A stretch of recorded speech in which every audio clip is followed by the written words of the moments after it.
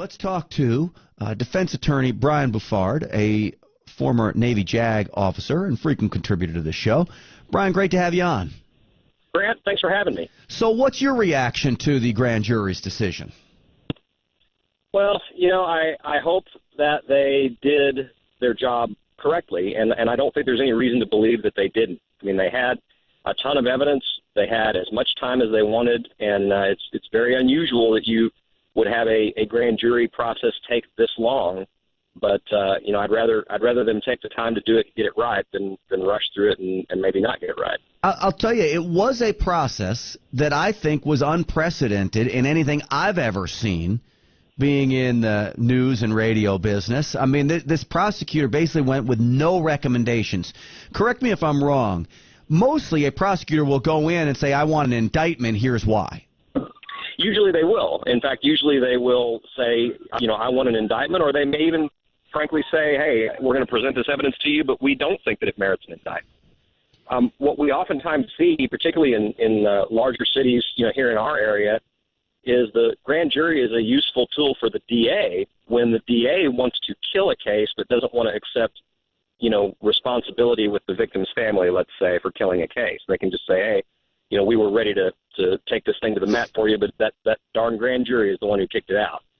So, that's and obviously that it's not what happened here, but it can happen and does happen. Well, I think Prosecutor Robert McCulloch of St. Louis County, district attorney, prosecutor there, I think part of him said, hey, I want to wash my hands clean of this. What I'm going to do is just dump all the evidence I have on the floor of the grand jury, let them go through it. We're going to let them interview the key witness, and the key witness is Darren Wilson here. In many respects, that's unprecedented, is to interview the suspect during a grand jury hearing? Yeah. Certainly I would never allow my client to testify in front of a grand jury, unless, there were incredibly unique circumstances. And the fact that he did testify is, I'm not going to say it's ominous or anything like that, but it certainly is, if not completely unique, it's pretty close to being unique. Yeah, and I think one of the reasons they let him testify, and I've read through some of his testimony, and he talks about the struggle in the car and the gun against his leg and actually trying to pull the trigger and the gun not going off and it clicking, and him thinking, what in the world is going on here? Until finally it goes off. He does shoot Brown in the car. Then they take off. He chases him down the street, which, I was kind of unaware that there was actually a foot pursuit that went on what seemed to be almost a block or more. Yeah. Brown gets to a light post, turns around, and this is what Darren Wilson told the grand jury. At this point, it looked like he was almost bulking up to run through the shots, like it was making him mad that I'm shooting at him. And the face that he had was looking straight through me, like I wasn't even there. I wasn't even anything in his way. Well, he keeps coming after me. That again, during the pause, I tell him to get on the ground, get on the ground. Well, he still keeps coming at me, gets about 8 to 10 feet away. At this point, I'm backing up pretty rapidly, backpedaling pretty good because I know if he reaches me, he'll kill me. And he had started to lean forward as he got close, like he was just going to tackle me and just go through me. That's probably why he had shots in his head, because he talks about now sighting in on his head as he's coming and getting closer and firing. Yeah. And again, that's his testimony. It does make me very agitatedly want a situation in our country where police are required to wear cameras all the time. Right now it's hit or miss. Some jurisdictions have their officers wearing body cameras and others don't. It needs to be mandatory, because if there had been a camera, we wouldn't be going through any of this. We would know what happened. You are right. And I think it takes a little while for officers to learn. I remember they went through this with dashboard cameras. Officers didn't want dashboard cameras. In the end, I think officers learned that these cameras are actually there to protect themselves.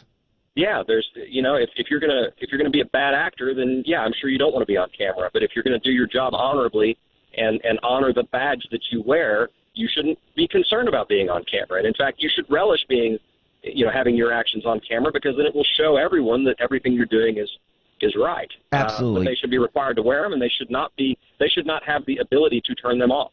Now, it is important to point out that the prosecutor talked about the witness corroboration in this case, and that the witnesses and the facts, as far as the autopsy reports, the evidence, the blood on Michael Brown, the blood on Darren Wilson, all backed up to a T Darren Wilson's exact story. Even African-American witnesses backed up Darren Wilson's account.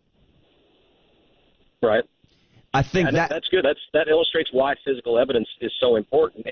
And really, it also, we shouldn't rush to put such great stock in eyewitness testimony.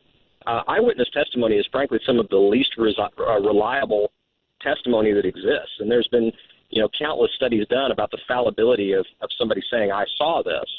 So I think we're all lucky. Certainly, Officer Wilson is lucky that they did an autopsy. And I want to say they sent it to three different medical examiners for three different opinions. Of course, they were all substantially the same. They were. But, one was the FBI, one was the county medical examiner, and one was private. This is what McCulloch had to say about eyewitness testimony. Some witnesses admitted they didn't actually see the shooting, or only saw a part of the shooting, or only repeating what they had heard on the street.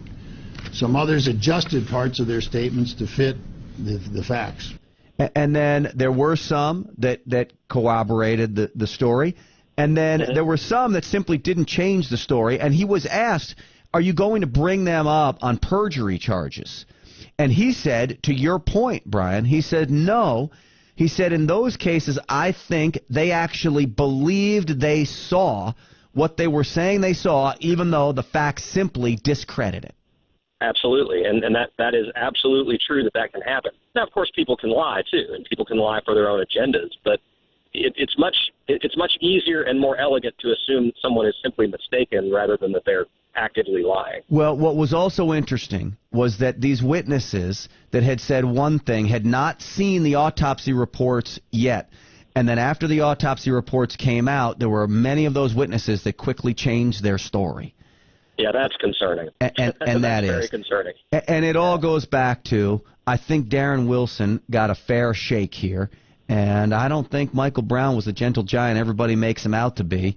And I think the process worked here.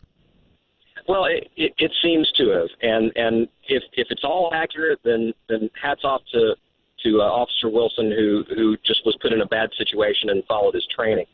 I will say, and not to be alarmist or anything like that, but I would venture to say that if you had the same exact facts, but it's a black citizen shooting a white cop, I think we may be going to trial on this case. And I think that's a sad commentary on society, but it's true.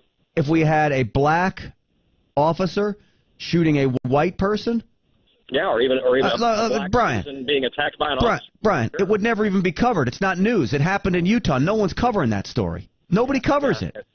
Nobody covers it. And I think that's a real disservice, Brian, to say to these grand jurors that you think that that's actually true. I mean, you're saying that these facts would then warrant charging Officer Wilson. Yeah, I think that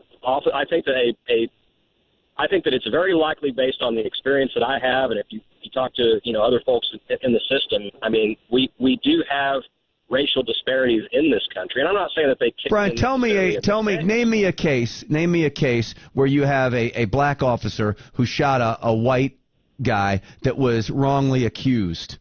Oh no, I'm not talking about a black police officer. I'm just saying if you have these same exact facts with the same self-defense issues, I would be very concerned if I were representing an African American and think that he might not have gotten the fair shake that Officer Wilson got in this case. So a black police officer wouldn't get the same fair shake that Darren Wilson got. Or a black citizen, a black non-police officer.